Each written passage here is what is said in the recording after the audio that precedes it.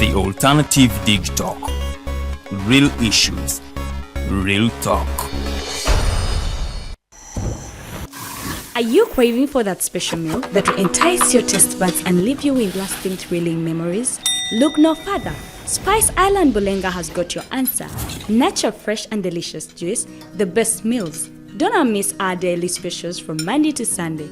Pizza Wednesday, Saturday Pizza Bonanza, you buy one and take two. Come dine with us and feel the experience. We are located at Prime Shopping Center in Bulenga, Mitiana Road. For inquiries, call us on 0704111720. Spice Island, we treat your cravings. Hi Rogers, can I ask you something?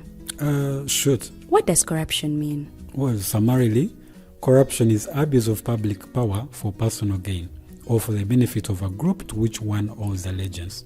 For example, when a public office is abused by an official accepting or soliciting a bribe.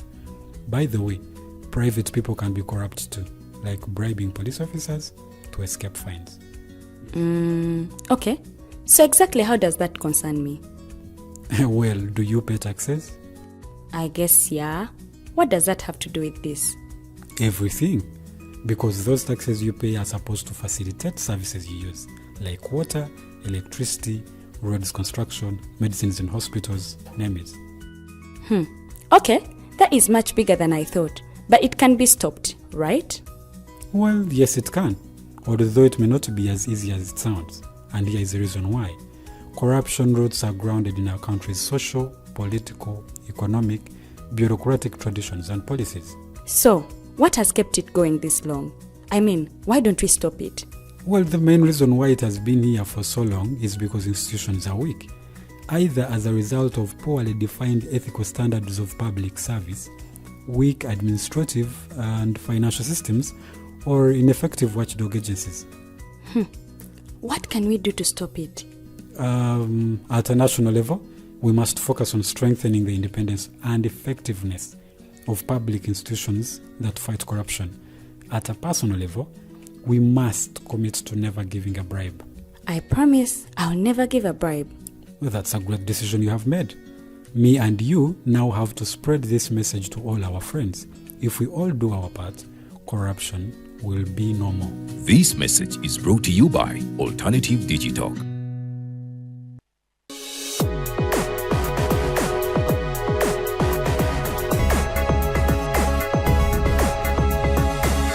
The Alternative Digitalk. Real issues, real talk.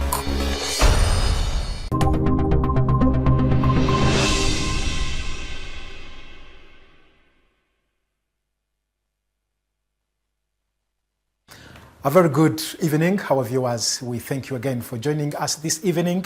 It's yet another edition of the Hotline Show that runs every Monday. It is the 22nd day of May 2023. Just in a few days from now, we shall be having the national budget read out to the entire country. And my name is Abdal Latif, and here to moderate tonight's program. Well, just recently, a few days back, the minister, the national budget framework was read out to the members of parliament. But of course, this raised so many concerns from different stakeholders, from different leaders, legislators, on how this is going to impact and, affect service delivery at the lower levels. In most cases, you find that if you read the report that was released by the IGG, it indicates that between 10 trillion to 20 trillion is lost to corruption in our country. And so if you have 52 trillion shillings and you anticipate that between 10 to 20 trillion shillings will be lost, that means we have a budget of 32 trillion shillings, and of which the 32 trillion shillings, we have something like we have a bigger percentage actually going to servicing the loans. And on this same budget, we have around 28.8 trillion being collected from our internal revenue. And the rest of that money must be coming from borrowing, both internally and externally. This explains that our economy actually runs on borrowing.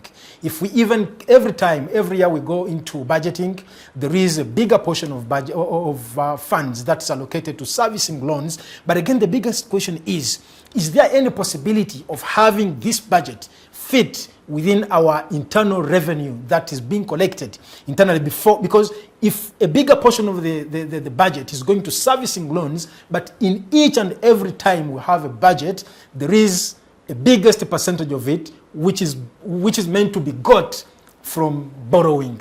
And so that means we shall have a recurring borrowing time and again, and we do not know how this will be serviced. Well, in the studios, I have been joined by, of course, our panelist, Mr. Joseph Ochieno, is a UPC stronghold, UPC Leadership Candidate, and I also have Honorable Frank Kabuye Chibirige, Member of Parliament for Kassanda South. Well, I think I want to start with the Member of Parliament to share with us, since he has been at the front of this in the House, maybe who could share with us how the process has been. The party that he hails from, they came up with a budget of which was less than by 2 trillion to the national budget. Your budget had 49 trillion shillings, and then the national budget, no, actually not, it's 4 trillion, yes. And maybe you could, I want to start with you. Do you think the current budget that was read out to you, I think 2-3 days back, do you think it will lead us where we want to be as a country? Thank you, moderator. Once again, I'm Frank Kabuye, the MP for Kassanda South constituency, and also the Shadow Minister for the Youth and Children Affairs in Uganda. I can say gladly that I'm honored to be here and to be sharing a table with one of the greatest, I can say, people who can think about and discuss about the happenings within our country. I'll be following the show most of the times when I'm maybe way back home and on the other duties we'll be on. Yeah. But I like the way you handle the things, and I appreciate you for that. It's a pleasure. We are in the budgeting process, and it is one of the mandates of the parliamentarians or the legislators, because we have to appropriate for the country. But most of the times we come out to challenge the national budget, not that we don't want it to be passed, but because we see out, or we read through it and we see things that we maybe would have been done rightly being done the other way, just because maybe we've not paid enough attention to it, or we have left it to the technocrats and a few ministers to handle that, because they have the power, and maybe once we try to give in our inputs, sometimes are not respected or appreciated in a neutral way, and they are looked at maybe like as if we are trying to politicize. Because look, we are in a government that is going to pass a budget whereby the biggest percentage is going on financing and servicing loans. We had a budget, we read the alternative budget, as you've said it. I remember it was, I think, the second day? Yes, second of May. May. Yeah. We led by the leader of opposition, Honorable Mathias Mpuga, and the Minister for Finance in the shadow cabinet, Honorable Mwanga Chivumbi. We laid out a budget where we tried to line the budget to human rights and service delivery. We are looking at the aspect of budgeting, not looking into the programs. You know, one of the challenges that we have, we are in a program budgeting system for the government is budgeting that line. And we were like, no, let us try to change around the circle. Let us bring the human rights approach, whereby we look at the expenses. If I'm trying to put in security, the biggest percentage, what is the opportunity cost lost in education? What is the opportunity cost in the medical sector? What is the opportunity cost to the infrastructure? Does that matter to the current establishment? No. When we try to look at the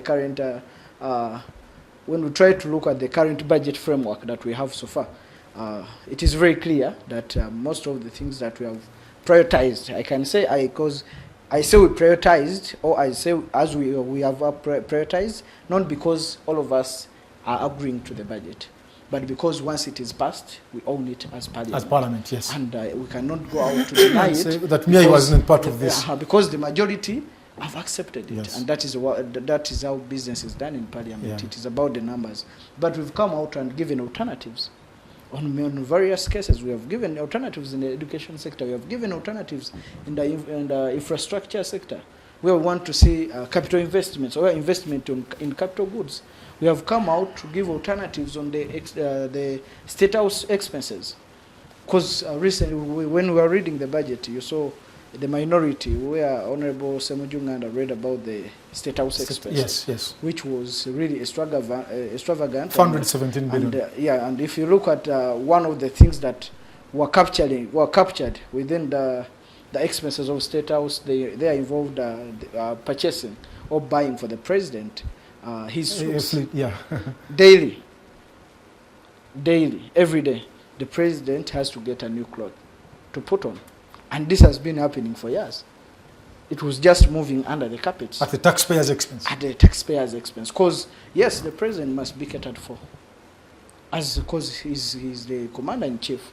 Fountain of honor. Fountain of honor. And as a country, because he has a lot for us, or he may be keeping a lot for us, we expect a president to be provided for. But look at the situation. We have a country like Ukraine, whereby when time for war came, the president went on the battle line.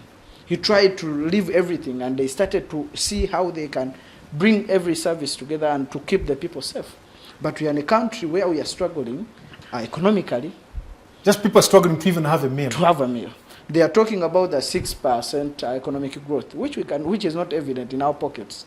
Because as we talk, people are still dying because of economic stress. People are going to take back their children to schools just a week after this. And you are going to see people selling their land. People selling their cars or their motorbikes, getting loans from every bank they can, just to take back the students or to take back their children. So as a parliamentarian, when this budget was presented before you, what really came to your minds?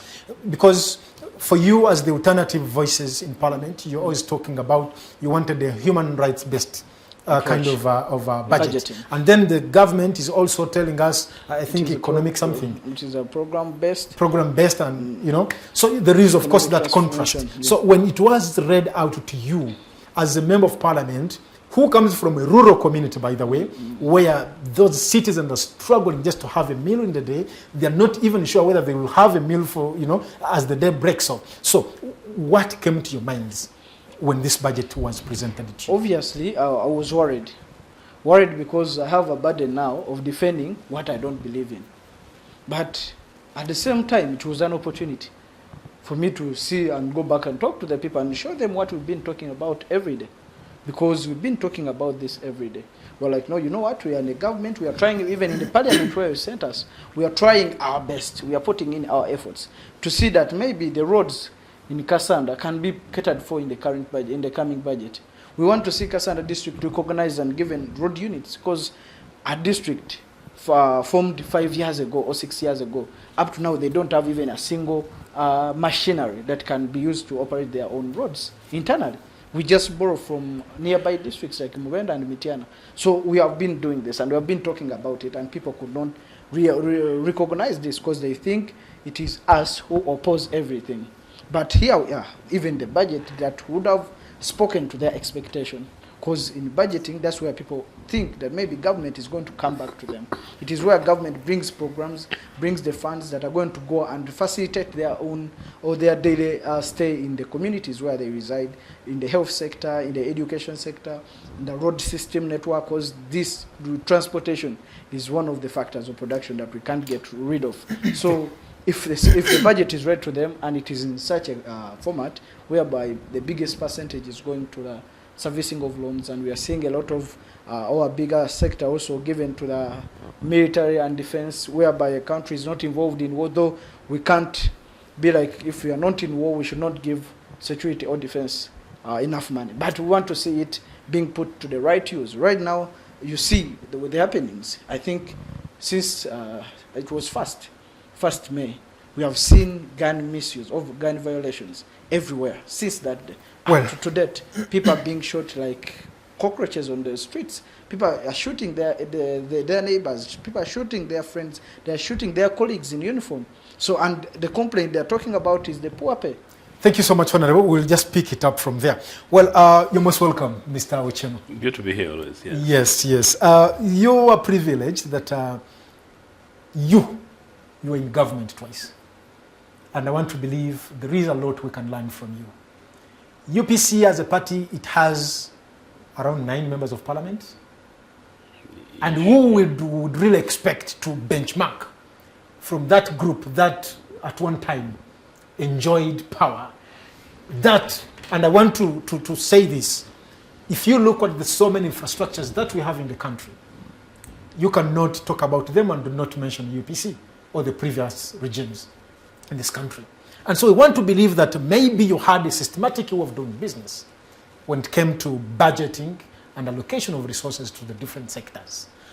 Could you share with us, how did it happen that you were able to do so much for this country, which has not been done in the so many years the current establishment has been enjoying the privileges?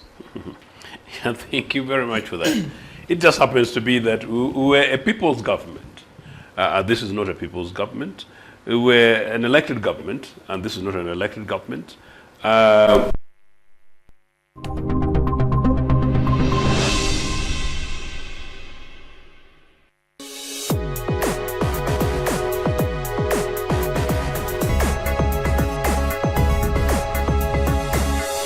Alternative Digitalk. Real issues, real talk.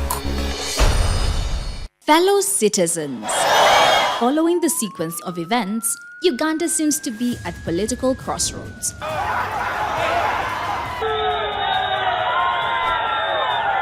I'm not a servant of anybody. Madam, I know the law. As such, Alternative Digital brings you the Interface Show with retired Colonel Dr. Kiza Besuje. Let's keep on the same page on Alternative Digitalk, as he gives you the alternatives on the transition question, rule of law, human rights and freedom, youth inclusion in governance, economic stagnation, as he confirms. I'll be always here Saturday from 10 a.m. in the morning. Be there. Don't miss the live discussion on the Alternative Uganda, Digitalk TV Facebook pages, and the Alternative Uganda YouTube channel.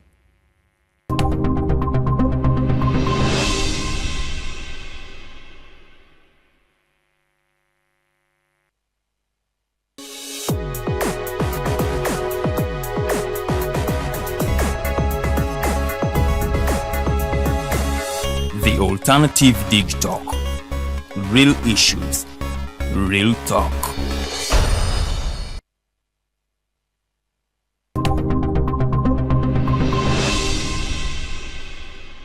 Well, we do apologize for that mishap. We experienced a power cut here and our programming was kind of interrupted, but we are glad we are back on air again.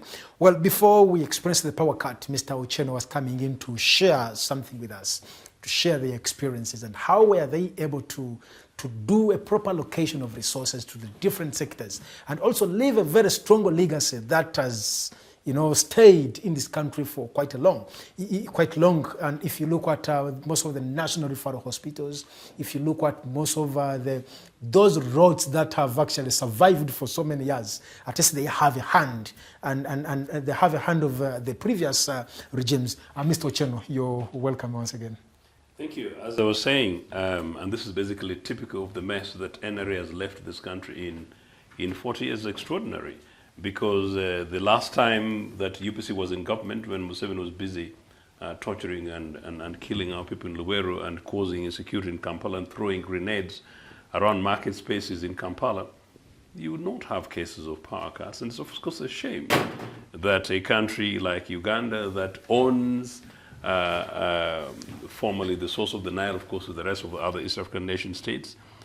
Today I was having a conversation with a friend in the US, and in particular with another elder, a Mzungu elder in the UK, and we're having conversations about how to support refugees. I was actually lobbying for the position of Uganda being the country which is very welcoming and friendly, doing Museveni's bidding for nothing, as a PR person to tell them that, well, this country needs to be supported because we host refugees in the neighborhood. Of course, it's true that these are foundations that were built in the 60s, and foundations that were built in the 60s to enable people, including Kagame and many others, to come freely and live in our country in Uganda. So I was having that conversation, but also talking about the challenges facing us as a country and how much Mr. Museveni has made it as a mess.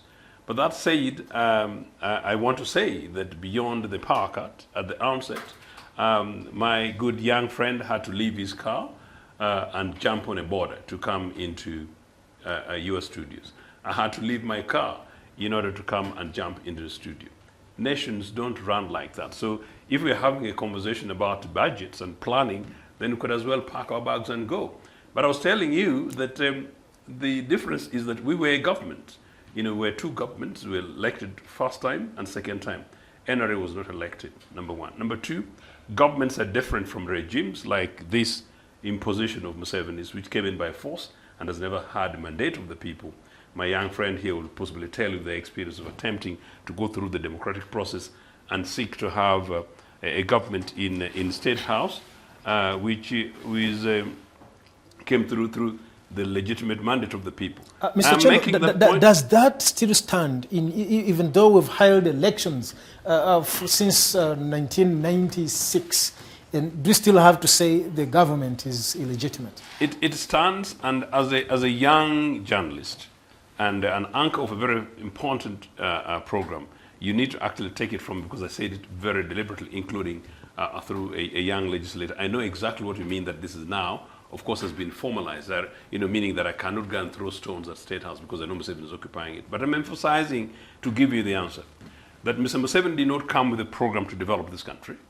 Mr. Museveni did not come with an agenda to grow this country.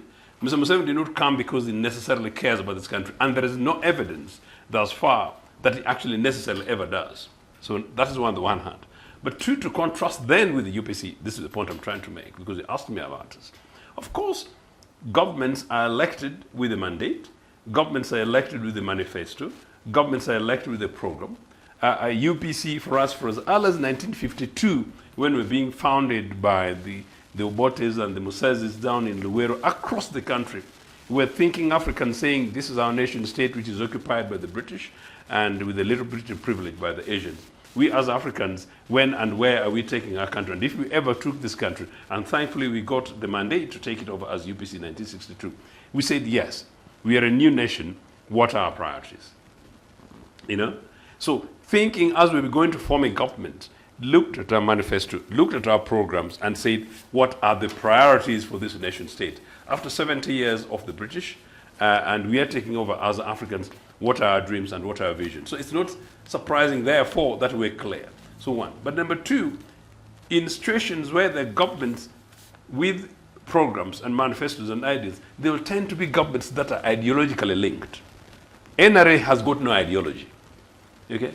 NRA has got no ideology. As you were, next time host somebody here, or go and look through Google, talk through some of their people who pretend to be thinkers. They do not have what you can call an established ideology. That is NRA.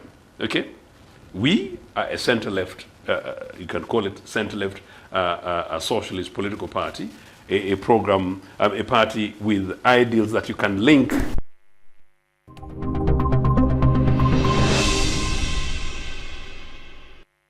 Hi, Rogers. Can I ask you something? Shoot. What does corruption mean? Well, summarily, corruption is abuse of public power for personal gain or for the benefit of a group to which one owes allegiance. For example, when a public office is abused by an official accepting or soliciting a bribe. By the way, private people can be corrupt too, like bribing police officers to escape fines. Okay. So exactly how does that concern me? Well, do you pay taxes? I guess, yeah. What does that have to do with this? Everything. Because those taxes you pay are supposed to facilitate services you use, like water, electricity, roads construction, medicines in hospitals, name it. Okay, that is much bigger than I thought. But it can be stopped, right? Well, yes it can. Although it may not be as easy as it sounds. And here is the reason why. Corruption roots are grounded in our country's social, political, economic, bureaucratic traditions and policies. So, what has kept it going this long? I mean, why don't we stop it? Well, the main reason why it has been here for so long is because institutions are weak, either as a result of poorly defined ethical standards of public service weak administrative and financial systems or ineffective watchdog agencies. Meaning Tororo since NRA came to power. You know, so what do? We must have a sense of humility because people are watching. Mr. Museveni doesn't care because he doesn't have the mandate. Hence the point I was trying to make to you. In last year's Mr. Museveni's budget, State House had an increase of 29 billion. That's last year. Yeah. So when you look at this, there is impunity. However, the thing is here, we have to discuss it. What would normally happen, though, is that I would like to be able to hear from my friend here how they're prioritizing their spends, which areas they're prioritizing. But before maybe he comes to that, these guys decided to change budgetary allocations that are now so sophisticated that they sound very big, bombastic words, but they mean absolutely nothing. Well, budgets are basically like a national pocket thing in the household. How much have you put in health? How much have you put in education? They're trying to put governance and security. It's a nonsense. It's Museveni thing, his family, and networks, and his sustainability. It is absolutely unacceptable that governance and security, among the guys who've been taking nearly 50% of a national budget in the last sort of 20 years, should actually have the second highest allocations after what they call human development. They make it big, but that human development includes health and education. No, health budget in contemporary terms should be up to 50%, or rather up to 15% of the national budget. What about education, which is now actually slums school children? Thank you so much. If you contextualize in that way, we are still extremely far. And final point, infrastructure comes number 3. No, Mr. Museveni is fudging you guys. Well, thank you so much. That's Mr. Ochieno Joseph. Well, I want to go back to Honorable Frank Kabuye. As a legislator, we expect a lot from you. Especially, you either talked about it, that sometimes you may hold different views on what has been passed, but by virtue of the democracy in Parliament, you have to accept that, yes, this is what we did as Parliament. The numbers, to be fair, the numbers, not democracy. The numbers, yes. Now, in such circumstances, you look at the core things that would drive this country. It has always been agriculture. Yeah. In their government, they had the societies. Yeah. The cooperative union. Cooperative unions. And when you go to those rural places that were there in those olden times, you see that actually they even vernaculized that society, something like society. Society, yes. We even have Wamala. Yeah. Wamala coffee. That was for the Wamala region. Yes. And so these things are normal. Uganda is a signatory to the Maputo Declaration. This Maputo Declaration, governments commit to at least invest 10% of their national budget to agriculture. And this is not happening, not even in your alternative budget that you passed. You do not have at least 10%. Now, how do you want to drive this country? As I told you earlier, our budgeting approach is more on human rights approach. We are looking at how we can bring services closer to the people, and as the alternative, or as the government in waiting, only if we try more, or maybe another alternative, because we tried the democratic way as Mr. Joseph guided, and we have not so far got what we wanted, though we are somewhere and we are trying to push harder. But I believe we are people government and want to bring that back to people. That's why we don't want to involve the military ways of getting power. We want to keep it to the people. Because you don't have the power. You don't have the backing of the military. No, we cannot fail to get the backing, because even Mr. Museveni never knew where, if he was not so sure that all those that supported him will back him up. But just because he tried to play on their mind, he got their support, thinking maybe the current government back then was the one doing the killings or the massacres. But it is coming back to the people to realize that who was really behind the killings back then. And we don't want to go back to that. Guns are everywhere. People are ready to do anything. So you're already there now? We don't want to go there. But we're already there. We believe circumstances have taken us there. Yeah, we just believe that it is just a matter of time that is keeping us, or maybe the format and the formations that we are holding that are keeping us maybe not to take that line. But I believe in one of our approaches, we want to be a people's government, a government that is going to prioritize the standards of living of the community, because through these people, we expect to get revenue. Revenue will help us to run the economy. The revenue is 28.8, I think. Yeah, that is 28. But you want to get 28 from who?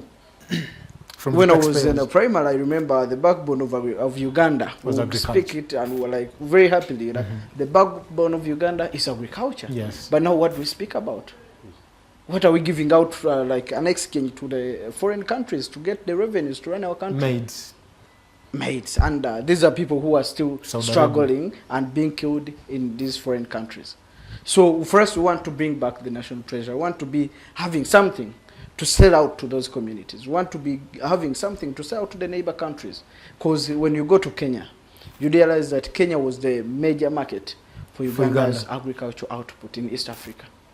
But when I think in 2021, when they brought the taxes and the new importation treaties that were put on Ugandans going to Kenya, yes, just to limit the supply, and the new laws that were put on Ugandan people trying to do manufacturing and processing of agricultural products or agri-foods, we see the challenge, how people are being kicked out of the markets. Yeah, there is even a time I think Ugandan maize was denied. It was denied entry to Kenya. Yes. But also a time came where the Kenyan government was in so much need of the maize from Uganda. But still, as it has been, the way the government of Uganda plays on the people in order to get and corrupt and to get their money, so they put a tax of one to pay and clear to enter in Tanzania, but I mean in Kenya. Kenya had opened its borders such that people can receive the maize and have a food supply. They ended up bringing the Mexican maize, you heard of it, around 1,000 tons, and they got it from Mexico at a cheaper price, just because our people or the government could not let that free movement, as it is said, the free market in the East African Community Agreements, as we speak about it, we could not let it be just because we want something. We are used to the president is corrupt, the son is corrupt, the wife is corrupt, and even the officials in these positions feel like everyone has to be corrupt to survive. So we ended up losing on that. But we are a government. We want to bring back a government that will look at giving people back what they can do, not to be beggars, because that is the style of Museveni. Thinks for him to keep his power, we have to be totally poor and having nothing to sell out there. We want to prioritize agriculture in our government. We want to prioritize art and talent, because through art and talent, we believe we can be the Jamaicans, we can be the English people, whereby we spend almost billions paying and subscribing to these international channels just to watch the talent. Honorable, that seems to be more of a projection or something in the future tense. Now, we are speaking at a 52 trillion budget. Now, regardless of whatever mess that happened, whether it was a mess or whatever you would want to call it as legislators, now, this is what we have, as it has been presented by you, legislators, members of Parliament. It was presented to us. And now Parliament presented this to us. Now, in this circumstance, how do we beat all the odds to benefit from the 52 trillion budget? It is so difficult to defend something you don't have control over. And it is so difficult for me to defend what I don't believe in. And I'll find it as a challenge. What are the shortcuts for the citizens to benefit from the 52 trillion budget? The shortcuts, I think people of Uganda should realize that this budgeting, the budget that we are going to pass is not for them. And they should start working and doing things that are going to help them earn a living, not waiting for government programs. For example, we had the PDM. We have been spending on it. We have spent a lot in the last financial year. Money is still, when we were when we were in recess, doing an oversight on the PDM, I found out that in my constituency, Kassanda South, I have 34 parishes. And when I did the auditing, I found out that I have 1 billion, and something like 34 million on the accounts of these people. 1 billion. And we are in the community whereby even we didn't have a first grade in the secondary school, from my constituency. We didn't have a first grade. from the secondary schools or the city schools, because we have even city schools. There's no government school. They just come in to partner with the private individuals who have come out to set up these schools. Was that for all levels? A-level. A-level? Yeah. And no one scored above 10. The best had 11, and it was in a private school. That was Tiganda. So we have $1 billion seated on the accounts. People cannot access for the PDM. For the PDM. We had that of UWEP. And right now, they are coming up with a new Uganda program. Women something. Entrepreneurship program. Yes, yeah. Now they are coming up with another program, and they haven't spoken to it clearly to the people to know about it. Because the PDM money seems to be a scam. They only see virtual card, cash. They cannot access the amounts that are on their accounts. The chairperson see it, they go to the banks and check, and they see that they have 40, they have 50, but they cannot even withdraw 100. They cannot withdraw $1 million. And now they have brought to them the Grow Fund project. It is targeting women still. And that is where most of the donors are going to be giving their money. But this is going to call for a fresh setting of bringing back the system from village level to start looking at the women councils and do everything as it has been in the PDM or in the UWEP programs. Honorable, this gentleman, this government has attempted, regardless of what spirit it is, they have attempted to come up with quite a number of programs. They had Bonaba Gagawari, they had Ntandikwa Fund, they had Youth Capital Venture YLP. Fund, they had the YLP, Youth Livelihoods, and so many of them. And they all seem not to be working. And the money that is spent on the PDM is approved by Parliament, where you sit. And even in the recent budget, the one which is yet to be read out to the country, there is a bigger portion of money going to the PDM. And what is the alternative we have to the PDM? Because I do not think the gentleman who has at least had the privilege to be in government twice, maybe will share if there is... I wasn't, but our party, yes. Yes, your party, yes, I'm referring to the party. Yes, if there is any country that has really progressed, when people are just given tokens of... If I was a leader, I would really have a very different view regarding the PDM thing. But maybe for your side as a member of parliament, this thing was defended in parliament. I don't know whether you were convinced or not. But you again allocated the money to something which is really not working out.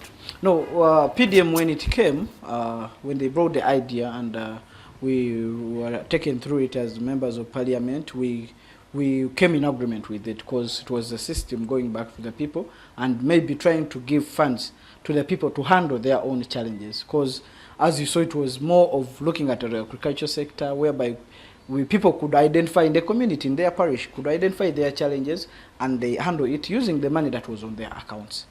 And if 100 million per parish. 100 million per parish. And it looks a joke, but at least it could help in communities that were serious. For example, let me give an example of Nautunt Parish.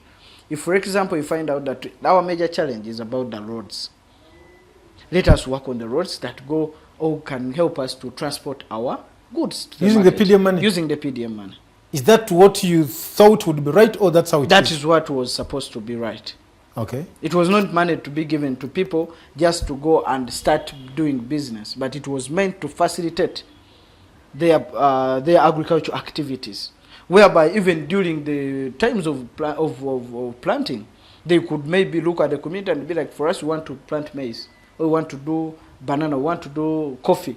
Let us use this money, go buy in large stocks, come out and give to our people, and then we retain our money, we get it back. That was supposed to be the deal, and it was going to give some of these aids to the people. You never gave in your opinions to... We gave them in. And people, those are some of the procedures people have to follow to get the money, if not in a group like getting a loan. These are some of the uses to which this money could be put. Yeah. But we are looking at a bunch of money on the accounts that is not working.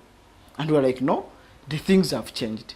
It is now going to be like a game plan where people were given the Myoga money during election times and they thought maybe it was a token of appreciation or a token to go and vote for Mr. Museveni in different communities. And that's how they want to brand the PDM, and they are taking it away from the track where we wanted it to move on because we wanted it to boost and to give people, as you've heard, they had the associations and they had the agricultural banks. We had the microfinances that could go back and help the people to develop the agriculture sector. But here come the fund, and we were like, maybe it could help if these people can access these small loans. For example, you want $1 million, you want 5M to do business or to do agriculture, you could be facilitated. But the ideology and the implementation are so different. You give something on the framework, it is something very good, but the implementation bit fails this government. Well, thank you so much. I'm a bit surprised that you guys supported that. Actually, I'd missed that point. But so then, if you, because before I make my comments on that, so what in terms of the alternative budget, I didn't have an opportunity. You must give me a copy. What were your priority areas? I know you're giving it a human rights coating, which is fine, fair enough.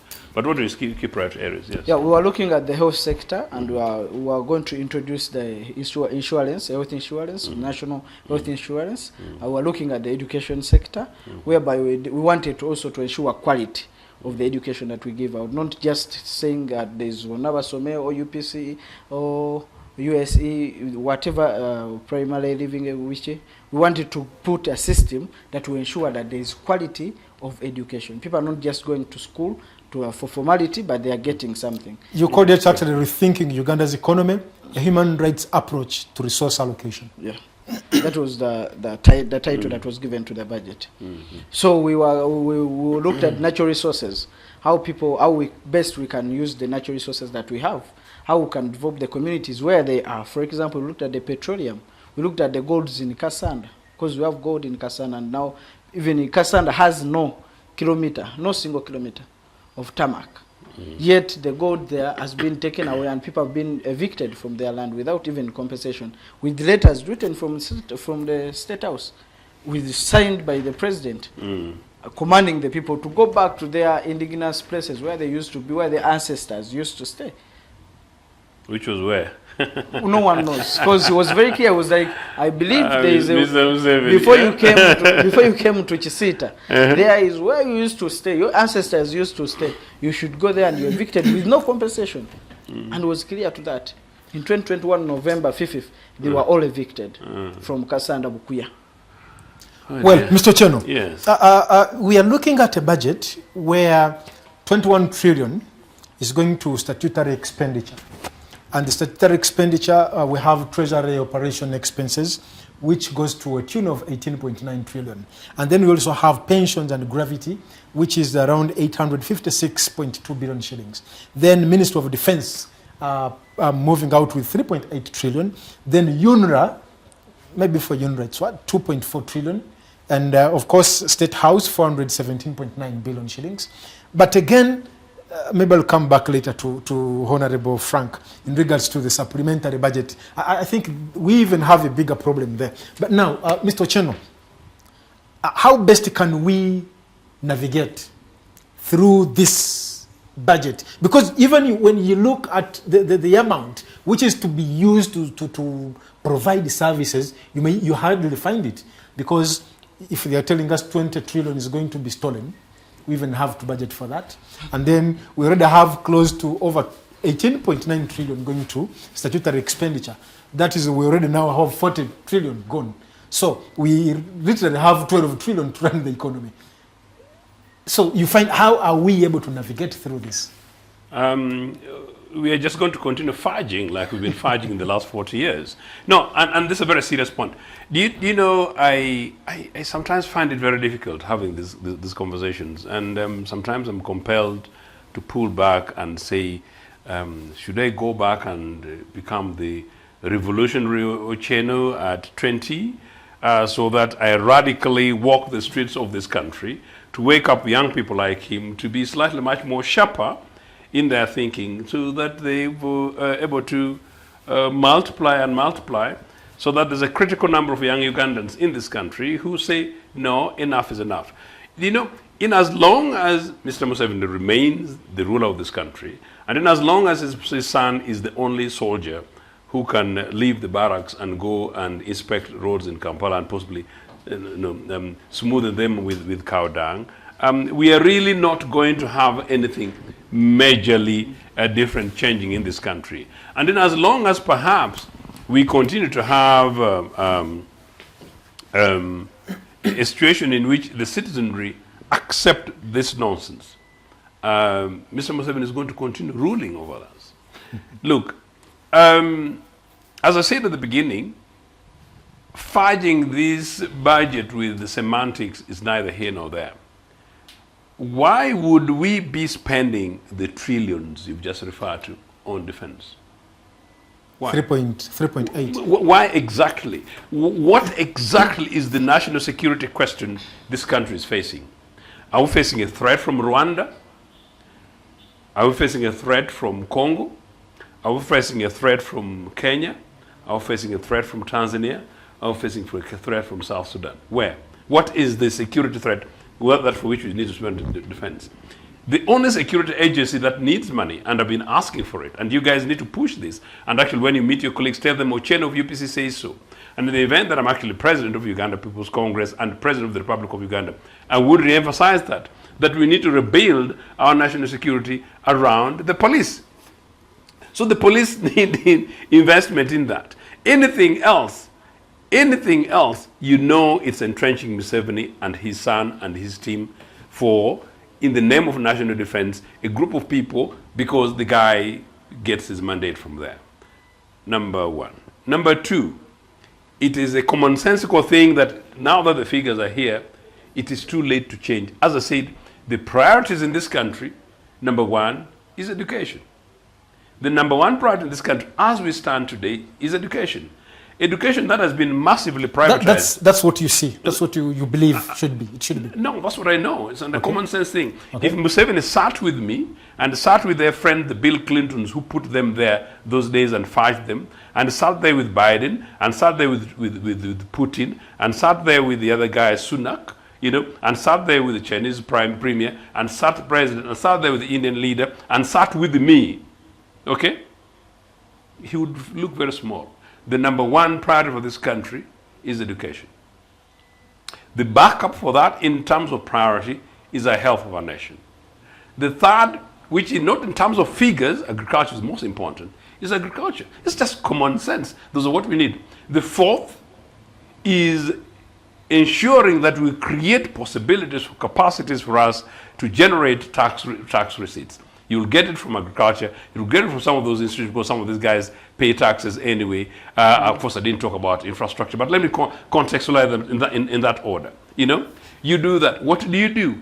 You create enabling environments in which industry grows, so that the productivity he's talking about. We stop exporting to South Africa Ankole longhorn cows to Cyril Ramaphosa, but real net exports of finished products. That's what we take to South Africa, that's what we take to Kenya. And the UPC government, when the two of you guys were not yet born, we managed to export my trousers and shoes and everything else, minus my shirt, are from Marks and Spencer's in Britain. That's what we manufactured in Nitel in Ginger. That's what we manufactured in ATM in Bali. So what we would need to be doing is to create a manufacturing base in which we're able to manufacture and add value to our cotton, add value to our tea, add value to our cocoa, and make sure that our economies grow. Why?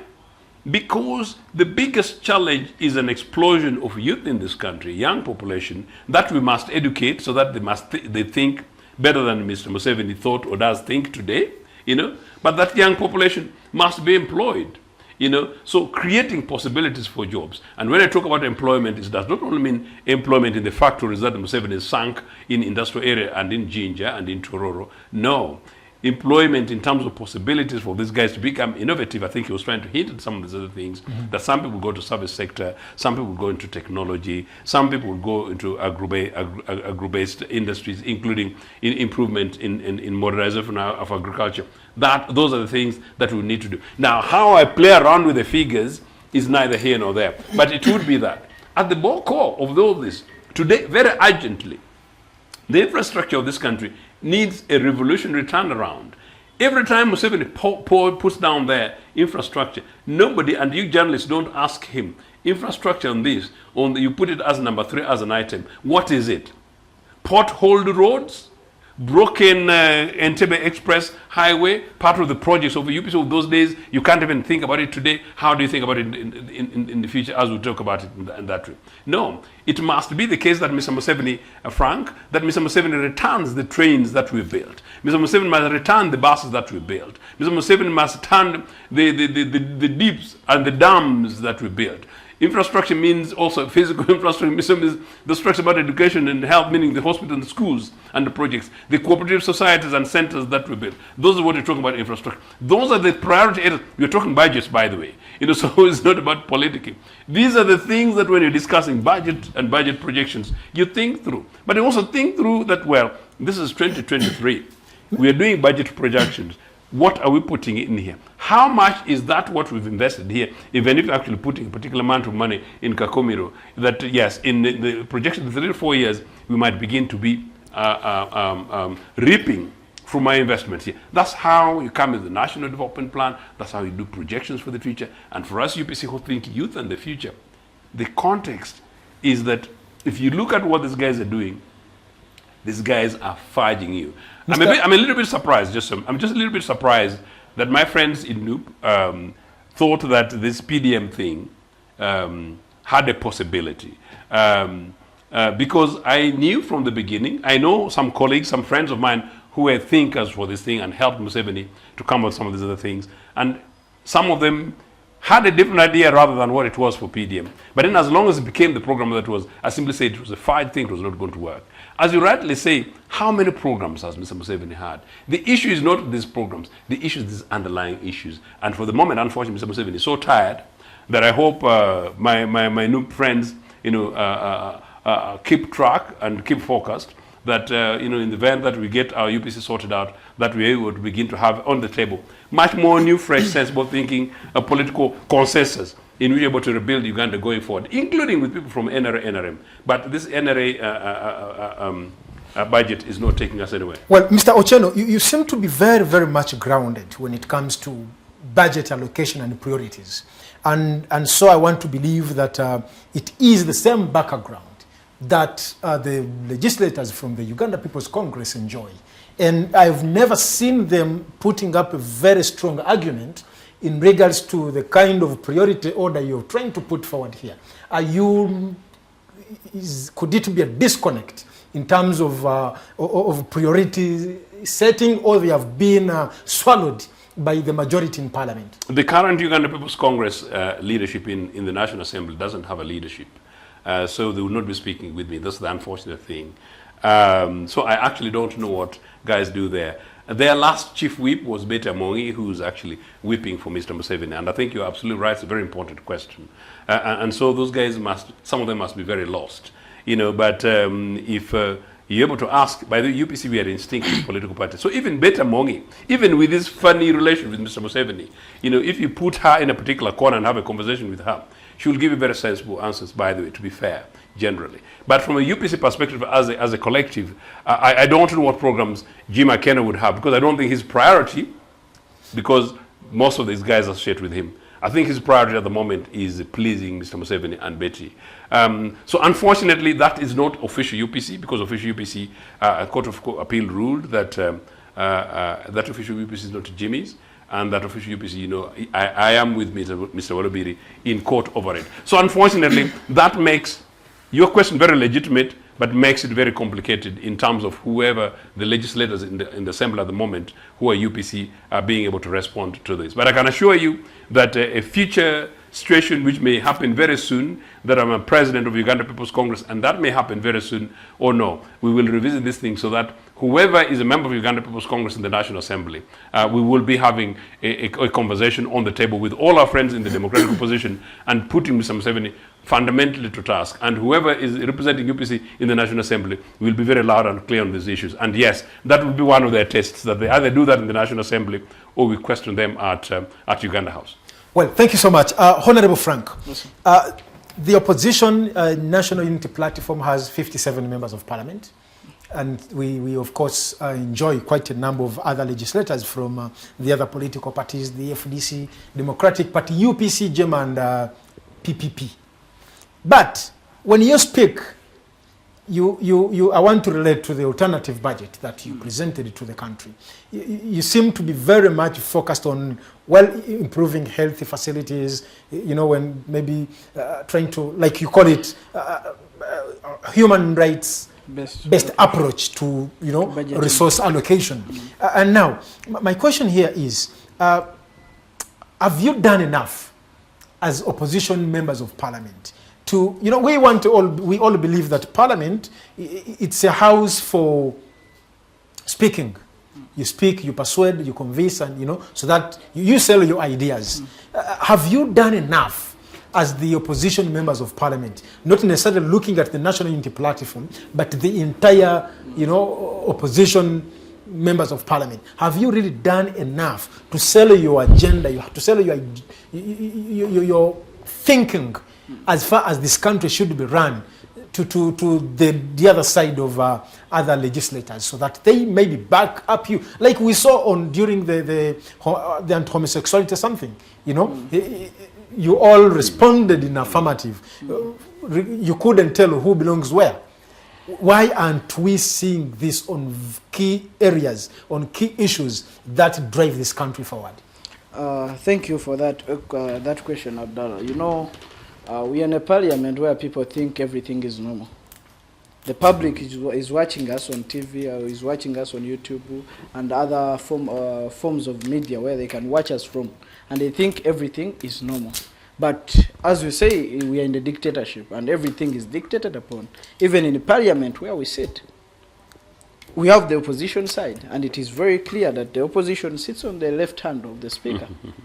But since we entered parliament, we are in a free sitting, whereby NRM can fill the space of the opposition when the members are not yet in the house, in case government has anything they want to pass. We are in a government where you've seen, we are in the opposition where we've seen some of our members on the opposition side speaking against the opposition. We have seen speaking against the opposition. Speaking against the opposition's position. And some have come out clearly, and they have shown their love and commitment to correspond and to collaborate with Mr. Museveni in working in his programs, even when they are against the will of the sides where they belong in. So I don't think opposition has done enough, but I don't think they have the neutral grounds to participate or to play and do what they are supposed to do. Look at the presiding officers. The powers that are being abused in the context of being that they have the powers to decide who will speak, who will say a word. And I want you to follow presiding officers for the parliament, okay. The speakers. Okay. When there is something very urgent and they want to pass, where they have interest, where the state has interest, even from the opposition, you will see there are some figures that will always be picked. So what is your position on this? When even they have not stood up. And they leave those that have stood up. All right. And they go for those because they are coached to do that. They come when they are mercenaries, and they have come to fulfill a job. And when they speak, the new entrants or the juniors, you feel like, they have spoken. And they will be respected. We have a situation whereby the House can say nay or no. And the presiding officer can say yes. And it is accepted and adopted on record. We have a system whereby members of parliament believe that just because they accepted and gave some of their powers to someone to preside over them, they have to go and kneel to speak. Because we have the rules. The rules are very clear. When you have, let me say, a matter of national importance, you can submit to the Speaker's office or to the Deputy Speaker's office or to the Clerk's office. Then you wait to be considered. But if you don't go beyond reaching out to that person who's going to preside over, and you request for their space, you plead to their space, you will not be considered. So this whole parliament the parliament we are having, yes, there is opposition. I can't say there is opposition. There is opposition. And there are alternatives that have been put up that are really working to the interests of the people. But the forces or the voices are not heard. First of all, we have the number, that challenge of the numbers decide. Whereby we have 109 members of parliament on the opposition side. Some few independents and the rest are NRM. Out of the 529. So even when the matter is so crucial and the opposition has stood firm, the numbers on the NRM side will beat it. So you mean the other side does not reason that maybe they can see what you see? But it is even their commander, Mr. Museveni, spoke it. He was like, for me, I don't need NRM guys who reason. I want them when they as long as they can say yes and vote for me on anything that I have interest in. And I think that is where I was going to come in. Yes. That this National Assembly is neither here nor there. And quite clearly, this is an NRA military come one-party dictatorship. The Legislative Assembly element was an extension of the NRC. And Frank, you better go and read their objective number 1 of so-called NRM revolution. You'll see the perfect system. But generally, as a parliament, what it should be, a normal democratic parliament, it does not necessarily mean that a member of opposition does not have to defy their whip and say vote with the governing side. Nor does it necessarily mean that a member of opposition... it doesn't mean in a normal democratic parliament. Because legislators have got conscience. And in many cases, legislators represent strong views of their constituents. In many cases, sometimes the views of their constituents will be contrary to those of their governing political party. There is absolutely nothing wrong with it, but it has to be well thought out. When I was having a conversation about ideology, I was being very deliberate. So part of the problem we have is that both the ruling side and the opposition, the level of ideological consciousness is neither here nor there. The extent to which maybe in this case UPC takes a particular position and a member of UPC feels uncomfortable with it, they have a right to say, I am uncomfortable with this. And usually when they're making submissions in the floor of Parliament, they should actually say, for instance, if it's something to do with the budgetary allocation, Frank can actually simply say that, look, I welcome this effort, for example. And that's what we don't know in Uganda, because you either win or not. I welcome efforts. I recognize that the investments in infrastructure is an improvement maybe by 10 billion. I would suggest that it is possibly 20. Or I welcome this by 10 billion, but what guarantee is that this much of this money is not going to be eaten up in corruption? Mr. Chen, Frank was finishing up something. But I know your point was very much about people being compromised, for which I will have no comment, but I leave it for you. Frank, please finish your point. When I was speaking about the opposition collaborating or supporting government programs, I didn't just mean that they should always defy or speak ill about these programs. No, I was just complimenting a bit. But there are situations where we take a position. When you take a position, you take a position. It's a whip position. It is a whip position. So most of the members are expected to respect it, because we always do this basing on the public's view. What is the public going to say about this? What is good for our people? Because we have people that we represent and we have values that we stand for. So if you're doing this or whatever you're making, if we are to support maybe a budget where we know 10% of it is going to be corrupted, or 20% of it is going to be corrupted and taken away, and Mr. Museveni will only be like, you know what, we don't have problems with these corrupt people because they are investing within the borders of Uganda, and we have no assurance of that, because we only see buildings going nowhere, and you can't trace the owners. Or they might be even belonging to himself and the son and the first family. The first family and close relatives or friends. So I think the opposition has a lot to do. We have a lot to do. First of all, as Mr. Joseph has said, a lot we have to speak about. Just speaking. Reflecting on what has been done by the past governments and what is happening with the current government. Because whenever we get a chance to learn and to get exposed to different ideas, we get a chance to demand for what belongs to us. I was in Nairobi and we used the railway station, the SGR, to Mombasa. But we had the same project here in Uganda, but it was failed because Museveni didn't get his commitment as he wanted it, and his minister. I've seen some money which has been allocated to that.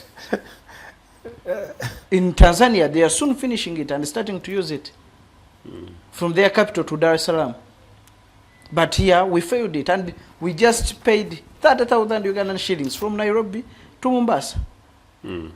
So if we had such in our country and it is running maybe from Kampala or Namamve to Kasese, do we know the cost and the ease in movement that we would have created for our people, and also the transportation of the goods and the improvement in investment? If we speak about the factors that are going to help investment or to grow investment in our country, we speak about the 8 trillion that is being lost as incentives or as tax holidays and whatever we give to the foreign investors.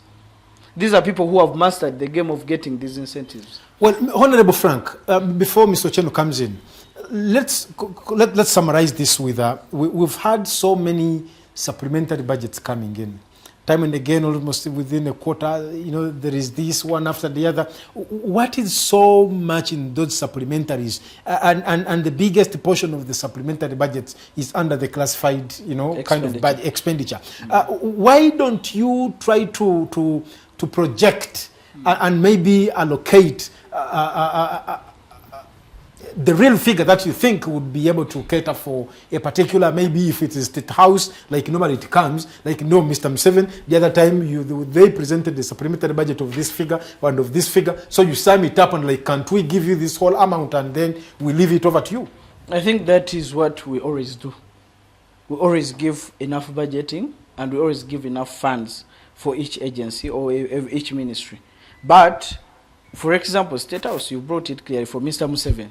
Mr. Museveni is one of the persons that use 200% of their budget. We appropriate, for example, we say 400 billion, they will use 800. And before any ministry or any agency is given funds, for them theirs is already cleared. But they will come out for the supplementary. Why? Because of the unnecessary spendings, the promises they make, the corruption that happens within State House. So under the State House, do you also have a classified budget under State House? No, they try to get a lot of funds using classified expenditure because they cannot give accountability for any funds that they spend. They cannot account for the 1 million spent on the clothing. They cannot account for the 1 billion spent every day for running the State House. For running the State House on the state lounges. They cannot account for that. So they end up getting their money through the classified expenditure. Well, Mr. Ochieno, as we speak, we are winding up. We have less than 5 minutes. KCCA was allocated 66 billion. That was from the road fund to work on the roads within the city. And of course, from the 417 billion, that was 417.9 billion that was allocated to State House. There is a percentage which is going to 83 billion going to payment of presidential pledges. Then we have 16.4 billion poverty alleviation. There is that other office within the State House under the model village models to also fight poverty. Now that is different from the PDM. Then we also have 39.4 billion to renovate State House and other state lodges, and then 53 billion presidential donations. A future UPC government would consider all those projections illegal. And this is official. Ask Mr. Museveni, he was there, he had the privilege of the goodness of UPC to get free education and even get a free job in State House when nobody knew him. As a researcher after graduating from Dar es Salaam University for Information, he wasn't in UPC, he was in DP. So, public service interviews, after you've graduated, you go and you apply for a job and then you get it. Nobody knew him and nobody bothered to know who he was. That was the Uganda that, it was then the Uganda that we need and we must have in the future. And I hope we can work with, I can work with people like yourselves to make sure that the Uganda that we achieve in the future. Nobody would see Milton Obote holding a check or cash. There is no reason why Mr. Museveni should be dishing out money to anybody. Presidential pledges should be cancelled and banished. We set Minister of Agriculture. Minister of Agriculture's job, is to ensure that Minister of Agriculture is catered for. If Mr. Museveni goes to visit Katikamu and then people say that we have problems A, B, C, D, he should ask, like Kagame would do, who's the Minister for Agriculture, who's the Commissioner for Agriculture, what's the issue? I think I call it extension officers. Indeed, and it should really be about extension officers, and maybe the Minister will say, no, I've not heard this, because it has been done at the sub-county level, or it may not even have yet reached the district. The criminal act in Karamoja, where Mr. Museveni's whole cabinet should be in Luzira, by the way, they should be taken there by a bus in those potholes, up to Luzira, all of them, starting with his vice president, they shouldn't have touched, iron sheets. I don't know a member of parliament in the UPC administration touching a packet of salt to take to a rural place. No, this is a local government and local council people. So, you get my point. Yeah. All those things you mentioned are a nonsense and an open bribe. One is one bribe, and number two, it's a way of bribing citizens, but on the other, it's also a way of making sure that they steal the monies that they cannot account for. So that's basically my quick answer. Even the KCCA thing, you realize that once we, on your programs, when talking about these pothole things, I remember a presenter of a major national television program was telling me last year that, Joseph, you also, because we had something else, and then I slotted in infrastructure, and she was laughing. So this thing now comes up thanks to the likes of the Spires, and then we are inspecting potholes. Mr. Museveni suddenly realized that they've been cornered. They say, oh yeah, there is this bill that needs to be released. It should not be Mr. Museveni's responsibility to release money. It's the job of Minister of Finance, and if there's any lockup between Minister of Finance and the Bank of Uganda, if there's a problem, Mr. Museveni should be informed as the Chief Executive Officer. That's all he does. So the entirety of the whole thing is a mess, and that's why I told you that you should read Mr. Museveni's so-called aims and objectives of the revolution. Then you realize that all of us, including yourselves in the National Assembly, understandably, we're basically fudging and fasting, if you like, a system that is by design, Ugandans were now just following like a zombie. That's all I can really say about that. In terms of those monies, no, those monies should be going to respective ministries. Thank you. In just 1 minute, give me your closing shot, and then we call it a day. I just think that this is just another cycle. The quick thing, of course, you're saying 1 minute, is this thing about supplementary budget. I was speaking to a number of legislators, one particular friend of mine who ironically is on the NRM side. I hope you guys are able to have a serious conversation so that we put a loophole to this so-called 3% thing on their supplementary budget thing of how Mr. Museveni, they basically steal money from the public coffers. If you realize that per quarter, every quarter you got to make turn out with a deficit of 100%, 200%, you're such a poor family. And if Mr. Museveni was a really decent younger lady, as you would say, and I'm here looking for a younger lady, I would absolutely not date Mr. Museveni. I would absolutely date because the guy would be a mess in your household. So no, he's a terrible economist, is basically a terrible manager of our national coffers. Mr. Museveni thinks our national coffers is a property of Nyabushozi. No, it's not a property of Nyabushozi. These are national ports. So supplementary budget should be dire emergencies. When there is a major flood, perhaps the shambles on Masaka Road, yes. Katonga, that will be an emergency. But it should be strategically considered, thought out that there are possibilities and the pot of money that you're trying to refer to, Frank. But even then, if you have our real engineers that are sensible, they should be monitoring, following up these things. In Kagame's case, maybe the engineers and Minister for Transport will be locked up. In Tanzania, the Minister for Transport will be locked up. In China, the minister would have committed suicide. That is the Uganda that you and I hope all of us are able to work, and particularly young Ugandans need to wake up to it and simply say that we need to take a Uganda which is extremely far from the junk in Katonga River. Thank you so much, Mr. Ochieno. Yes, Honorable Frank, I am also giving you a minute to give me your parting shot. Thank you so much for the wonderful sharing with Mr. Joseph. It has been so educative, and I believe a lot I've learned, and the viewers out there have got something to learn through this discussion. Just today we celebrated National Unity Youth Day.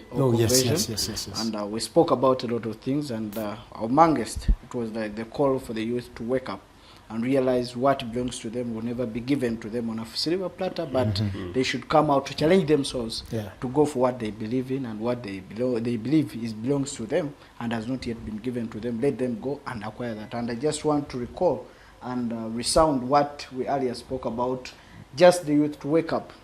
The country is ours now. We are enjoying and we are crying Where you get joy today, tomorrow it will be pain, and we might find that we have to pay a higher price than what we have to pay now. Because even the grandchildren, we have to face the same wrath or the pain that we fail to suffer for themselves, or to suffer for them or to suffer on their behalf. Right now, we might be speaking about freedom, just because the back then grandparents tried their best and went to war and fought whatever they believed in to bring back or to bring freedom to the country. But here we are still crying over abductions. We are crying because, for example, when you look at the scholarships that were given out, the government scholarships in the Makere University, most of the scholarships have gone to the rich families or those from the bigger or the highest schools in Uganda. Meaning the people in Kassanda, we might only survive on the district quota scheme. Yet these are bursaries or scholarships that are supposed to come and help to develop and give a provision of equity to even those coming from the rural areas. So I think it is high time we stood up and to demand for our freedom, to demand for our rights, and also to demand to see that we put and set up a country that will make us feel proud to speak about. If we are in the current state of Uganda where we speak about the poorest quality of the road network, whereby we see, for example, for Katonga, it was so ashaming that the new sector of the bridge was washed away, and that of the UPC government stayed. So it was just so ashaming that it shows the level of schedule work that we get in the services that we receive from the hospitals, school, and everywhere. So I think young people out there, you should come out. Let us speak with one voice. Let us speak and stand on what we believe in. If it means us going to jail, let us go. If it is the cost for a better Uganda than living in slavery and living while we are kneeling on our knees, begging for to be spared, not to be taken away. Well, thank you so much. I also want to thank my panelists for sparing time to make it to be part of tonight's discussion. I want to thank the team that I have worked with. I know it has been a struggle with constant power cuts, but at least you've been able to put this together. I want to thank you. We will be reading the second budget for this country without the governor for the National Bank of this country. Remember, Mr. Mutebire passed on 23rd of January 2022, and so we read the 2022-2023 budget when we do not have a Bank of Uganda governor, and now we are most likely to have the second budget read out still without the Bank of Uganda governor. And maybe Mr. Museveni should really consider this, and it could also maybe take us a step ahead in fighting the inflation we are struggling with, among so many other challenges. This brings us to the end of tonight's edition of the Hotline Show, and my name is Abdallah Latif. Until next Monday, I wish you a lovely night.